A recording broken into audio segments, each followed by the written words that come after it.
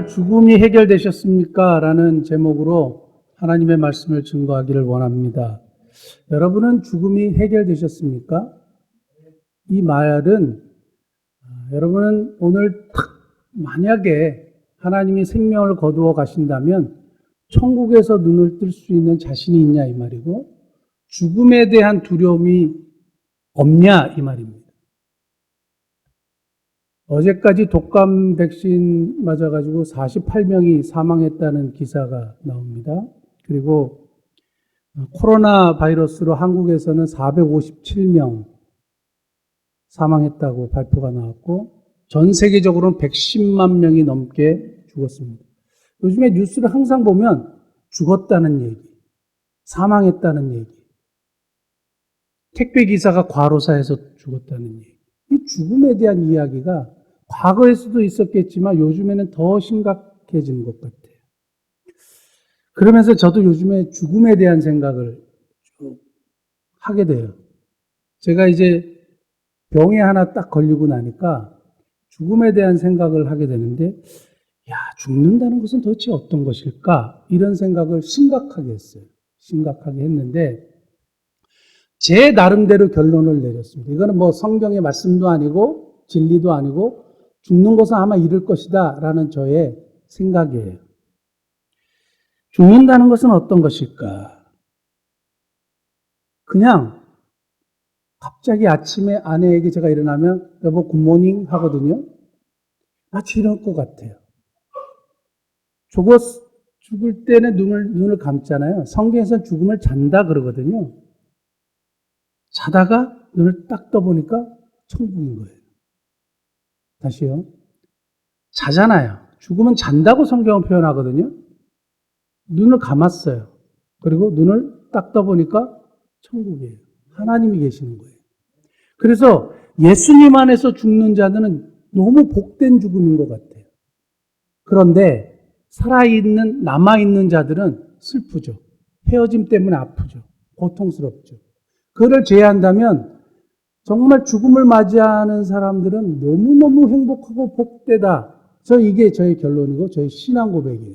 그래서 오늘 당장 하나님이 제 생명을 데려간다 하시더라도 너무너무 감사하고 복될 것 같아요. 다만 남아있는 가족들의 슬픔 때문에 그것이 조금 아쉽지만 그건 제가 할 수 있는 영역이 아니잖아요. 그러니까 하나님께 맡기고 영생 복락을 누리는 천국의 눈을 뜬다는 것 너무너무 행복하고 감사한 일이다 이렇게 생각을 했고 결론을 지었고 딱 죽음에 대한 정립을 했어요. 그러니까 죽음은 두렵지 않아요. 눈을 감았다가 뜨면 천국이잖아요. 이게 없으면 곤란한 거예요. 제가 성경 공부하다가 사람들한테 이렇게 질문을 해보면 의외로 교인들 중에 천국에 대한 확신이 없는 분들이 상당수가 있다는 거예요. 심각한 거죠. 오늘 죽음의 문제에 대해서 반드시 해결하셔야 됩니다. 선착순이 없어요. 이건 언제 갈지도 모르는 거예요. 가장 확실한 진리 중에 하나가 사람 반드시 죽는다는 건데 이것이 마치 먼 이야기처럼 이렇게 들려주시면 안 돼요. 죽음에 대한 분명한 해결책을 여러분이 딱 마음에 해결책을 가지고 계셔야 되는 거예요. 예전에 제가 선교회에서 전도 훈련을 받을 때에 요즘에는 그것이 이제 전도지에도 그렇게 나와 있는 전도지를 제가 봤는데요. 그때 당시에는 이 전도법이 굉장히 탁월하다고 생각했어요. 그 전도법이 뭐냐면 그 다음에라는 전도법이에요. 그래서 실제적으로 그것을 적용을 제가 해서 여러 사람들을 전도를 한 적이 있는데 이런 겁니다. 대학생을 만나가지고 형제님은 대학교 졸업하면 뭘 하실 거예요? 그러면 직장을 잡아야죠. 그러면 그 다음에는요. 이렇게 질문하는 거예요. 직장을 잡고 나서 그럼 결혼을 해야죠. 결혼이요? 그럼 그 다음에는요? 그럼 결혼하면 아이를 낳겠죠? 그럼 그 다음에는요? 아이들이 장성하고 저는 또 열심히 일을 하겠죠? 그럼 그 다음에는요? 아이들 장가 시집 보내고 저는 이제 나이가 들겠죠? 그 다음에는요? 은퇴하고 노후 생활을 하겠죠? 그 다음에는요? 죽겠죠? 그 다음에는요? 이거예요. 성경은 사람이 죽는 것에 대해서 정확하게 얘기합니다. 한 번 죽는 것은 사람에게 정하신 것이요. 그 후에는 뭐가 있다고? 심판이 있어요. 죽은 다음에 심판이 있다는 거예요. 사람들은 여기에 대한 생각은 하지 않아요. 모든 사람이 하나님 앞에 서게 되는데 심판이 기다리고 있는 거예요. 이건 무서운 거죠. 이 심판의 문제가 해결되지 않으면 어떻게 하겠습니까? 3번 죽는 것은 사람에게 정하신 것이요, 그 외에는 심판이 있다. 이 세상에서 어느 누구도 부인할 수 없는 진리가 있다면 그것은 사람은 죽는다는 거예요. 그래서 성경은 한 가지 더 얘기합니다. 심판이 있다는 거예요. 이게 해결돼야 되는 거예요. 여러분은 오늘 당장 죽으면 천국에 갈 확신이 확실히 있으십니까? 다시 한번 생각해보고 오늘 말씀을 통해서 그런 확신, 해결책을 분명하게 가지고 가시는 복된 은혜가 있기를 원합니다. 자, 오늘 본문 배경을 잠깐 설명하면 이거예요. 마태복음에서는 부자 청년, 오늘 본문에서는 재물이 많은 사람, 누가복음에서는 관원, 높은 관직에 있는 사람. 그리고 오늘 본문 말씀 보면 이 사람이 또 예수님 앞에 무릎을 꿇고 앉아가지고 예수님을 존경하면서 말을 한단 말이에요. 한편으로는 굉장히 겸손한 사람이에요. 종합해 보면 이거예요. 젊고요, 어마어마한 부자에다가 인격도 괜찮아요. 딸 가진 부모님들 최고의 신랑감이죠. 엄청나게 사람들이 좋아하고 추구하고 원하는 그런 신랑감, 그런 멋진 사람이에요. 그 사람이 딱 등장을 합니다. 근데 이 사람이 예수님한테 와가지고 내가 무엇을 하여야 영생을 얻겠습니까? 어떻게 하면 영원한 생명을 얻겠고 어떻게 하면 구원을 받을 수 있겠습니까? 이런 질문을 한단 말이죠. 근데 예수님께 뭐라고 이야기했냐면 선한 선생님이요, 이렇게 예수님의 호칭을 불렀단 말이에요. 그러니까 예수님이 왜 나를 선하다고 하느냐? 하나님 한 분 외에는 선한 분이 없다. 전혀 생뚱맞은 대답을 하시는 거예요. 여러분 꼭 기억하십시오. 나를 왜 선하다 하느냐? 나중에 이제 제가 그 부분에 대해서 말씀을 드리겠습니다. 그러면서 계명을 지켜라 얘기해요. 그래서 이 부자 청년이 계명을 어렸을 때부터 다 지켰습니다. 그러니까 네 소유를 다 팔아서 네 재물을 다 청산해서 가난한 자들에게 나눠주고 나를 따르라 이렇게 얘기하니까 이 부자 청년이 그거 못하겠다는 거죠. 그래서 아주 근심하면서 갔어요. 구원을 받을 수 있는 길을 예수님이 딱 제시를 하셨는데 그거는 자기가 감당하지 못하겠다 하고 역사의 뒤안길에 사라지는 한 인물이에요. 그러면서 예수님이 부자가, 재물이 많은 사람이 하나님 나라에 들어가는 것이 낙타가 바늘기로 들어가는 것보다 어렵다 얘기했어요. 낙타가 바늘기로 들어갈 수 있어요, 없어요? 없어요. 이건 불가능하다는 얘기예요. 그래서 우리 장로교 얘기할 때 칼빈이라는 분을 늘 얘기하지 않습니까? 칼빈은 뭐라고 얘기했냐면 이게 원래 카멜로스, 낙타가 아니고 카밀로스, 밧줄을 이야기하는 거다. 그래서 밧줄을 바늘귀에 끼는 것을 오늘 성경은 이야기하는데 밧줄도요, 선박이 이용하는 밧줄도 바늘귀로 들어갑니까? 안 들어가요. 그리고 또 어떤 학자는 예루살렘 성벽에 문이 여러 개 있는데 그 중에 바늘귀라는 문이 있었고 이 바늘귀 문은 요만해가지고 낙타가 이렇게 꾸부리고 들어가도 들어갈 수 없는 그런 문이다. 결론은 뭐냐면 학자들이 쓸데없는 걸 막 연구를 했지만 결국에는 들어갈 수 없는 문이라 이거예요. 불가능하다 이거예요. 그런데 예수님이 결론을 내려주셨어요. 사람으로는 할 수 없지만 하나님으로는 모든 것이 가능하다. 아주 기가 막힌 말씀으로 이제 결론을 내려주셨는데 저는 오늘 이 본문을 통해서 세 가지 질문이요. 본문을 통해서 나타나는 세 가지 질문과 이 질문에 대한 해답, 그것이 우리 죽음을 해결하는 세 가지 열쇠라고 여러분들에게 말씀을 전하고 싶습니다. 자, 첫 번째 질문 한번 살펴보면 한 사람이 와갖고 무릎을 꿇어서 선한 선생님이여 어떻게 하면 영생을 얻겠습니까? 라고 얘기했더니 나를 왜 선하다고 얘기하느냐? 하나님 한 분 외에는 선한 분이 없느니라 이렇게 얘기했습니다. 이것이 첫 번째 질문, 그리고 이 문제를 해결하는 첫 번째 키예요. 죽음의 문제를 해결하는 첫 번째 키예요. 두 번째 질문은 19절에 나와 있어요. 내가 계명을 안 하니 이렇게 되어 있는데 마태복음 19장 17절 동일한 본문에서는 이렇게 되어 있습니다. 예수께서 이르시되 어찌하여 선한 일을 내게 묻느냐? 선한 이는 오직 한 분이시니라. 너가 생명에 들어가려면 뭐라고요? 계명을 지켜라. 이렇게 얘기하니까 제가 계명을 지켰습니다. 이렇게 얘기했잖아요. 근데 보세요. 계명을 지켜서 천국에 들어갈 수 있습니까? 예수님이 왜 이런 질문을 하셨을까요? 우리는 배워왔기로 계명을 지켜서는 절대 천국에 들어갈 수 없는데 예수님은 왜 생명의 길을 묻는 청년에게 계명을 지켜라고 말씀하셨을까요? 이게 두 번째 키예요. 세 번째요. 세 번째 질문은 21절, 22절에 나오는데요. 네가 아직도 한 가지 부족한 것이 있는데 재물을 팔아 가난한 자들에게 줘라. 이렇게 얘기했어요.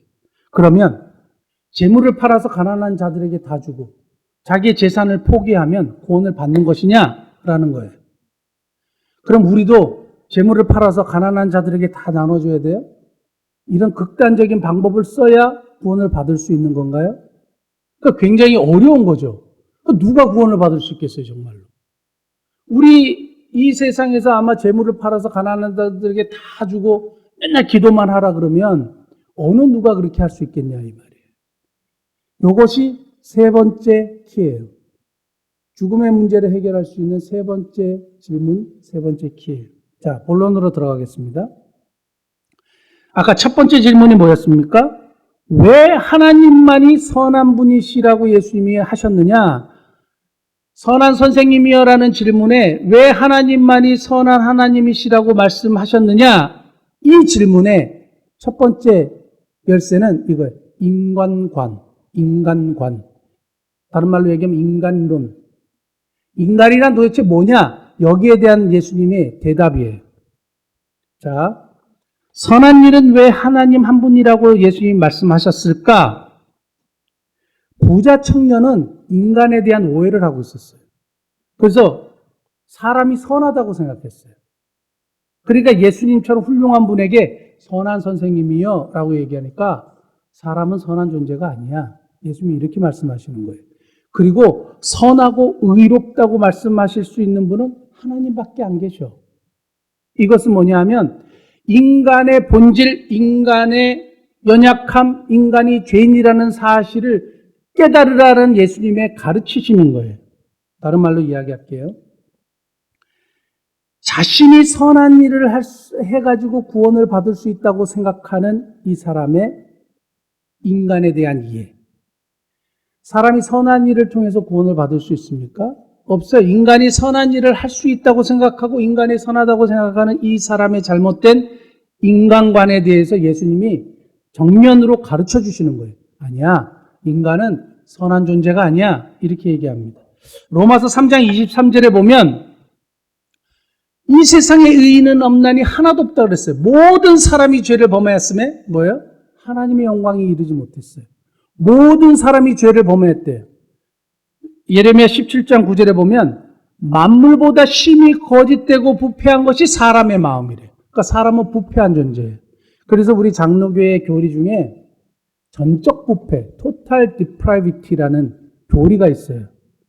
어렵지만 딱딱하지만 한번 들어보십시오. 전적 부패는 인간은 부패한 존재다 이거예요. 근데 인간은 선한 것이 하나도 없느냐? 아니에요. 우리가 가끔 착한 일 하잖아요. 저도 소망의 집 가가지고 아이들을 이렇게 데리고 하잖아요. 좋은 마음이잖아요. 착하다 그러고 선하다 그러잖아요. 선한 마음도 있어요. 그런데 인간 스스로는 스스로를 구원할 수 없는 존재라는 사실이에요. 그게 전적 부패라고 이야기해요. 사람은 부패한 존재고 사실은 선한 일을 하려고 하는데 한편으로는 굉장히 악한 존재고 그러므로 인간은 그 악을 가지고는 도저히 구원에 이룰 수 없는 존재라는 사실을 예수님은 오늘 이 청년을 통해서 말씀하고 계시는 겁니다. 로마서 5장 12절 한 번만 찾아봐 주실래요? 자, 로마서 5장 12절. 우리가 왜 전적 부패한 존재고 왜 우리가 죄인이냐? 이 얘기에 대한 로마서 12장의 해답이에요. 한번 같이 읽겠습니다. 그러므로 한 사람으로 말미암아 죄가 세상에 들어오고 죄로 말미암아 사망이 들어왔나니 이와 같이 모든 사람이 죄를 지었으므로 사망이 모든 사람에게 이르렀느니라. 타락한 아담의 자손인 경우 우리는 어쩔 수 없이 죄인으로 태어나요. 이것은 내가 인정하든 인정하지 않든 우리는 죄인이에요. 이것이 인간의 본질이에요. 그래서 죄인인 인간은 하나님 앞에 설 수가 없어요. 모든 사람은 죄인이기 때문에 하나님의 기준에 부합할 수 없다는 것이 성경의 가르침이에요. 그러니까 저와 여러분들이 아무리 노력하고 아무리 선한 일을 해도 이게 되지 않는다는 얘기를 오늘 예수님이 가르쳐 주시는 겁니다. 스스로 구원할 수 없다는 거예요. 오직 하나님 한 분만. 그래서 구원은 하나님의 은혜로, 의롭고 선하신 하나님의 은혜로만 가능하다. 이것을 얘기하는 거예요. 두 번째 열쇠는 구원관이에요. 구원관. 첫 번째는 인간관이에요. 인간이 뭐냐? 정확하게 아셔야 돼요. 우리는 스스로 구원할 수 없으며 오직 선하신 하나님의 은혜로만 구원받을 수 있는 존재이다. 이거예요. 영생을 얻기 위해서 왜 계명을 지키라고 했느냐? 예수님이 왜 계명을 지키라고 하셨을까요? 이게 역설적인 교훈인데요. 계명을 지키라고 했잖아요. 그리고 나서 마지막에 핵심적인 질문을 던지지 않습니까? 재물을 다 팔아서 가난한 자들에게 줘라 하니까 이 사람이 못했잖아요. 자기가 다 지켰다고 했잖아요. 그런데 궁극적인 정말로 의로운 행위를 얘기하니까 못하는 거예요. 이게 뭐냐? 계명을 지킴으로써는 도저히 구원을 받을 수가 없고 인간은 계명을 지킬 수가 없는 존재이다. 우리는 의로운 행위를 끝까지 할 수 있는 존재가 아니다. 이걸 예수님이 오늘 우리들에게 가르쳐 주시는 겁니다. 갈라디아서 2장 16절.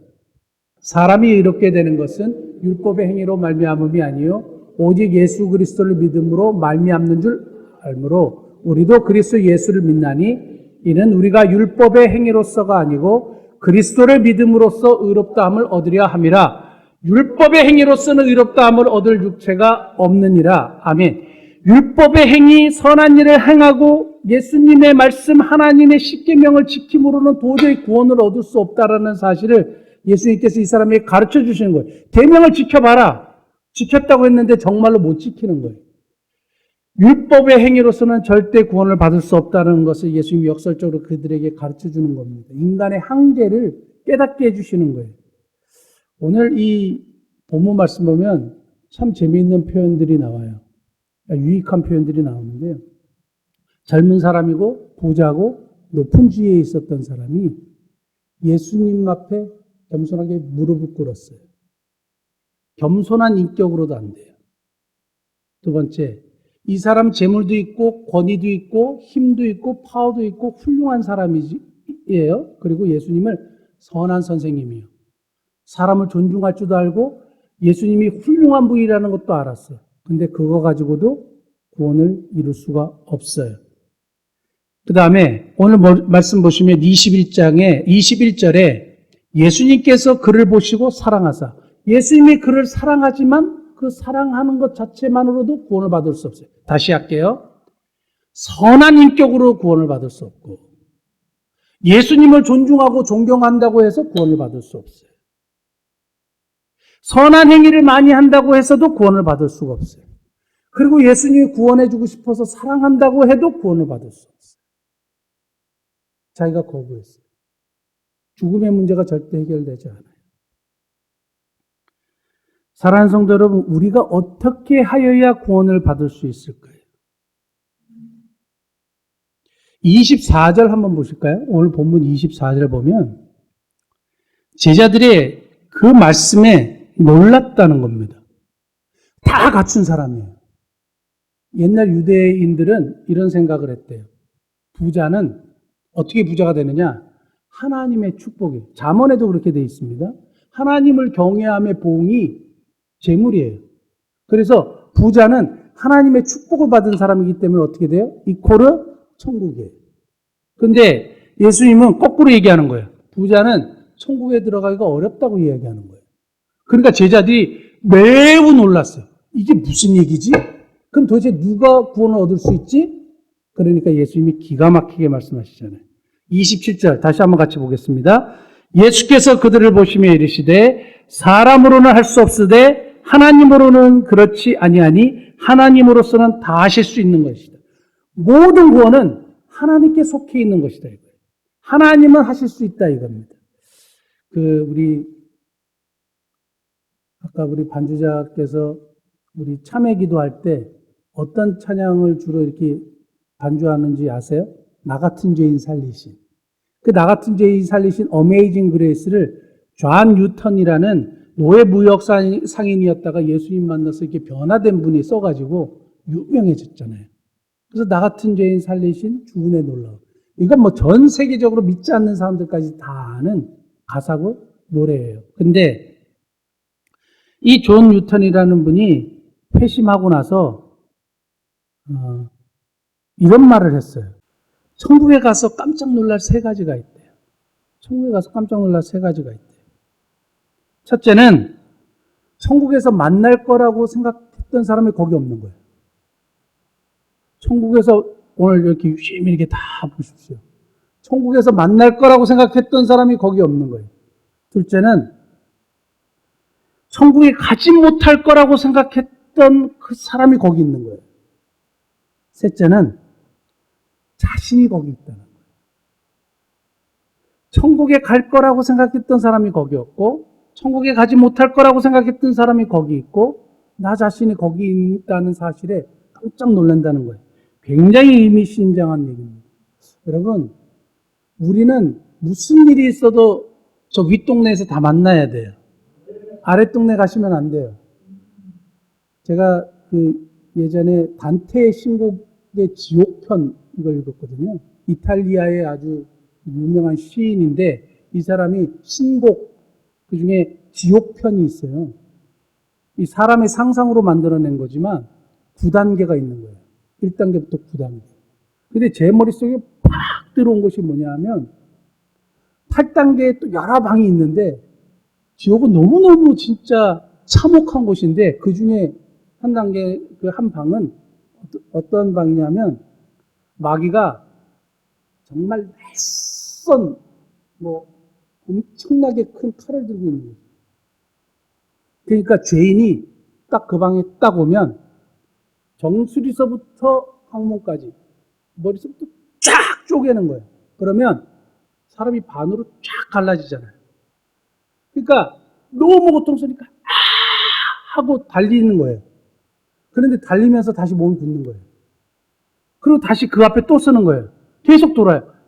또 잘리니까 하고 또 달리는 거예요. 너무 고통스러우니까. 근데 몸이 다시 붙는 거예요.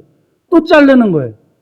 굉장히 참혹하죠. 재밌지만 굉장히 참혹한 거예요. 근데 지옥이 그렇다는 거죠. 근데 이게 하루 이틀하고 끝나느냐? 아니에요. 10년? 아니에요. 영원이에요. 성경적인 지옥의 개념은 영원입니다. 그러니까 하루 이틀 고생하고 끝나면 좋겠지만 그렇다고 다시 천국에 가면 좋겠지만 지옥에 한번 가면 더 이상 올 수 없어요. 누가복음의 부자와 나사로 이야기에서 베드로 사도가 분명히 얘기했습니다. 네가 있는 곳에서 이쪽으로 올 수가 없고 이쪽에서도 그리로 갈 수가 없다. 이 사람이 목이 너무 말라가지고 거기 물 한 방울이라도 내 혀에 이렇게 찍어달라고 이렇게 얘기하니까 이쪽에서 그쪽으로 갈 수도 없거든요. 그쪽에서 이쪽으로 올 수도 없다 그랬어요. 그러니까 여러분 아랫동네 가면 도와드릴 수가 없어요.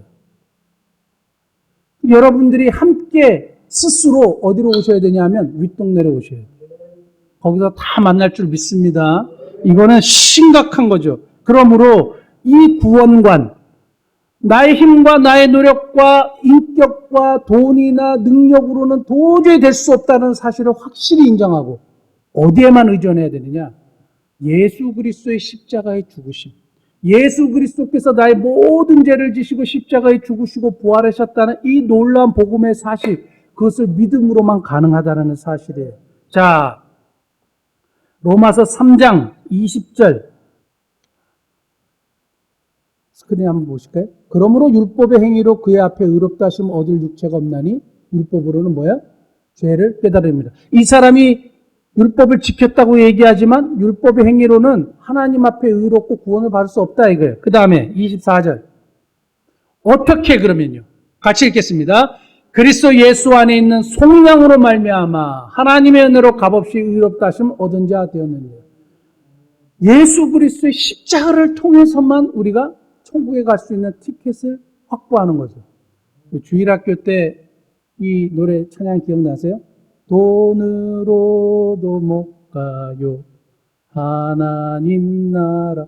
힘으로도 권세로도 어떤 거로도 갈 수 없고 오직 예수 그리스도의 십자가의 속량, 구속하심, 우리를 위해서 피 흘려주심, 이걸로만 가는 거예요. 이게 복음이고, 근데 여러분 그게 믿어지세요? 내가 이거 믿어야지 한다고 사실 믿어지는 게 아니잖아요. 만약에 내가 그게 믿어진다 그러면 하나님이 우리에게 믿음을 선물로 주신 거예요. 구원에 관해서는 그 믿음을 하나님이 주시는 거예요. 나의 의지와 나의 노력으로 그 믿음이 생기는 게 아니에요. 에베소서 2장 8, 9절에 보면 이래요. 너희가 그 은혜를 인하여, 그 은혜, 하나님의 은혜로 인하여 믿음으로 말미암아 구원을 얻었나니 이것이 너희에게서 난 것이 아니요 하나님의 선물이에요. 하나님의 선물로 우리가 믿음을 소유하게 됐고 하나님의 자녀가 됐어요. 그렇기 때문에 그것이 믿어진다면 내가 이미 죽음의 문제가 해결된 거예요. 내가 그것이 믿어진다면 주님이 나에게 믿음을 선물로 주셨기 때문에 내가 하나님의 자녀가 됐고 오늘 눈을 탁 감았다가 뜨면 천국에서 깨어나는 거죠. 죽음의 문제가 해결되는 거예요. 그게 구원관이에요. 세 번째 우리 한번 찾아보시면 재물을 다 팔아서 영생을 얻을 수 있는가라는 질문이었잖아요. 재물을 다 팔아서 나를 따라라 이렇게 얘기했잖아요. 세 번째 열쇠는 가치관이에요. 가치관. 첫 번째는 인간관. 인간이 도대체 뭐냐? 두 번째는 구원관. 세 번째는 가치관. 가치관이라는 건 어디다 더 가치를 두느냐라는 관점을 가치관이라 그래요. 자, 재물을 다 팔아 영생을 얻을 수 있는가라는 질문에 제가 예전에 무슨 책인지는 정확하게 기억을 안 나는데요. 어느 사람이 사막을 횡단을 했대요. 사막 횡단을 했는데 이 사람이 물을 좀 많이 갖고 있었대요. 그러니까 사막은 태양볕이잖아요. 너무 목마르잖아요. 그러니까 사람들이 이렇게 사막을 횡단하는 사람을 만날 때 사람들이 물 좀 달라고 내가 가지고 있는 돈 다 드리겠다고 하니까 이 사람이 그래 이걸 좀 더 아껴가지고 큰 돈을 벌어야 되겠다 생각을 한 거예요. 나도 이 사막을 횡단할 때 물이 필요하기 때문에 이거를 끝까지 가지고 있겠다고 못 팔겠다고 이렇게 얘기한 거예요. 그러니까 다른 사람은 내가 진짜 내 가진 거 하고 나중에 도시 가면 내 집에 도착하면 더 많은 돈을 줄 테니까 그 물을 좀 주시오 라고 얘기하니까 근데 사람들이 막 계속 와가지고 물 달라고 하는데 돈을 막 쌓아서 주겠다고 하는데 안 파는 거예요. 근데 안타까운 거 뭔지 아세요? 조금 지나니까 마을이 나와버렸어요. 마을에 도착한 거예요. 그러니까 이 사람이 물을 팔겠다고 아까 얘기한 거 주시면 내가 물을 주겠다니까 사람들이 뭐라는지 아세요? 미친놈이라고 그랬어요. 마을에 가면 500원이면 살 수 있어요. 물 한 병. 못하러 어마어마한 돈을 주고 그 물을 사겠어요. 물은 사막에 있을 때만 필요한 거예요. 물은 사막에 있을 때만 가치가 있는 거예요. 물은 도시에서나 일반 마을에서는 아주 값싸고 아무것도 아닌 거예요. 재물은 이 땅에 살아갈 때만 필요한 거예요. 천국에서는 필요가 없어요. 지난번에 기억하세요? 어느 부자가 하나님과 딜을 했는데 내 재산을 정말 천국에 가져가고 싶다고. 그러니까 하나님이 한 가방에만 가지고 오라고 허락을 해줬대잖아요. 그러니까 그 사람이 정말 부자들은 머리가 잘 돌아가는데 자기 재산을 다 팔아서 금으로 막 바꾼 거예요. 그래가지고 금을 가방에 잔뜩 싣고 어떻게 천국을 갖고 갔는지 천국에 가져갔대요.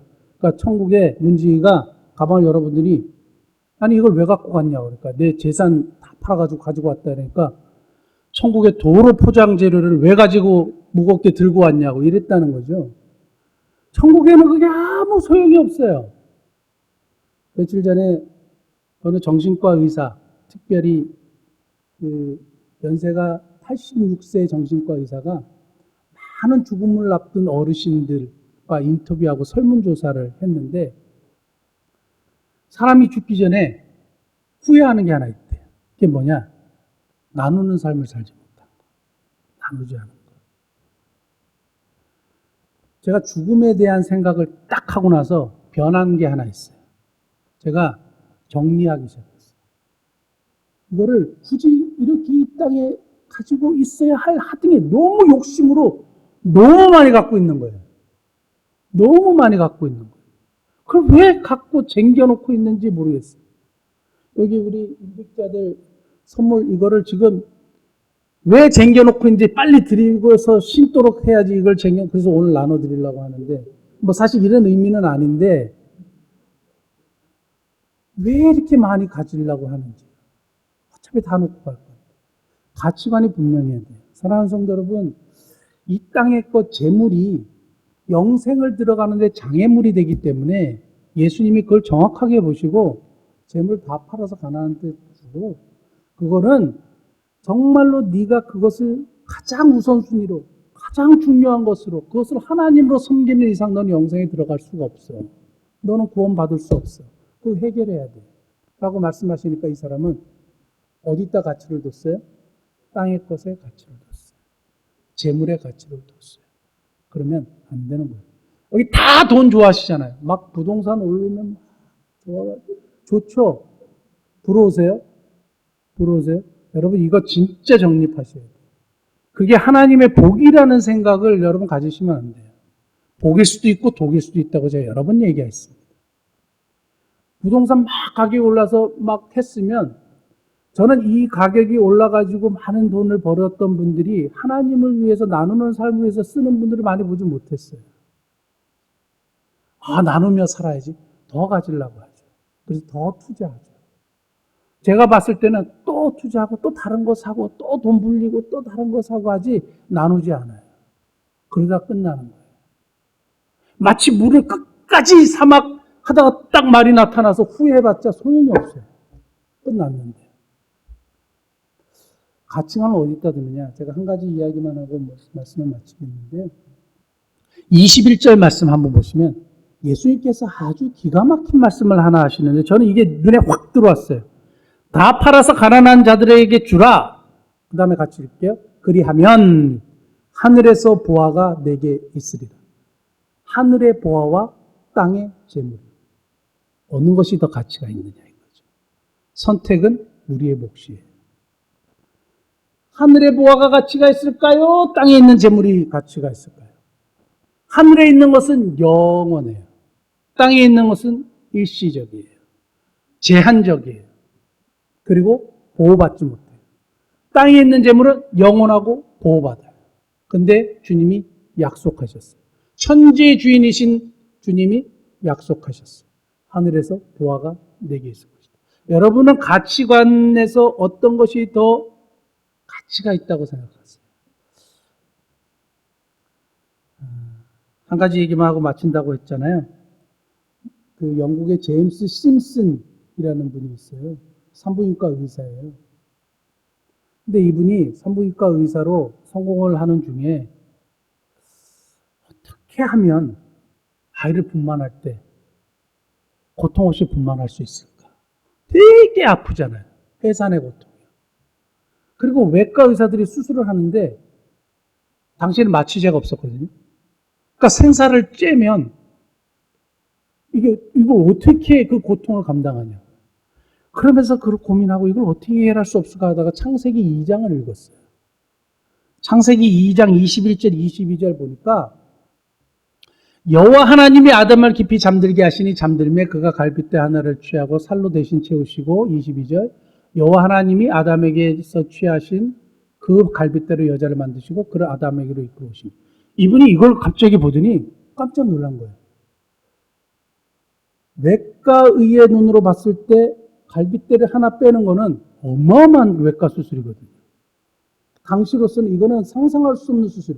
엄청난 고통을 뒤따르는데 아담이 여자가 자기한테 오니까 눈을 뜨고 아무 고통 없이 내 뼈 중에 뼈, 살 중에 살이라 이렇게 얘기했다는 거죠. 이게 어떻게 가능할까? 하나님이 어떤 방법을 썼을까?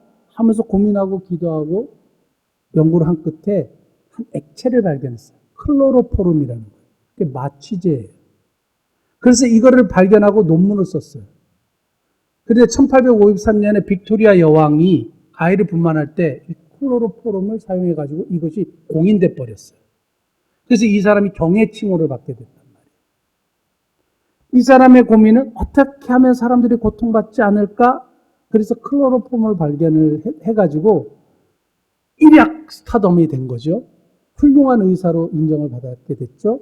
그래서 이 사람이 이제 노년이 돼가지고 제자들이 물어본 거예요. 선생님은 이 땅을 살면서 가장 큰 업적이 뭐라고 생각하십니까? 이렇게 질문을 했대요. 선생님이 지금 발견한 것 중에 가장 큰 발견이 뭐라고 생각하십니까? 이렇게 얘기를 했대요. 그러니까 제자들은 뭐라고 기대했겠어요? 클로로포름이라고 이제 얘기하려고 그걸 딱 듣고 싶은 거죠. 그런데 이 제임스 심슨이라는 분이 뭐라 그랬냐면 나의 가장 큰 발견은 내가 큰 죄인이라는 사실과 예수님이 나를 구해주신 큰 구세주라는 사실이죠. 이게 무슨 얘기냐면 이분의 가치는 자기가 발견했던 클로로포름이라는 업적이 아니었어요. 이 땅의 것에 대해서 가치를 두지 않았어요. 자기가 죄인이라는 것과 예수께서 나를 구원해 주신 그 구원, 이것이 더 값지고 가치 있다는 거죠. 크리스찬의 가치관은 이래야 되죠. 크리스찬의 가치관은 땅의 업적과 땅의 재물과 사망에서만 필요한 물을 최고의 가치로 두는 것이 아니라 예수 그리스도의 구원, 예수 그리스도를 통한 하나님의 자녀 삼으심, 우리가 누릴 저 영원한 천국과 하늘의 보화에 가치를 두는 삶. 죽음의 문제를 반드시 해결하시는 저와 여러분 되시기를 예수님 축복합니다. 기도하시겠습니다.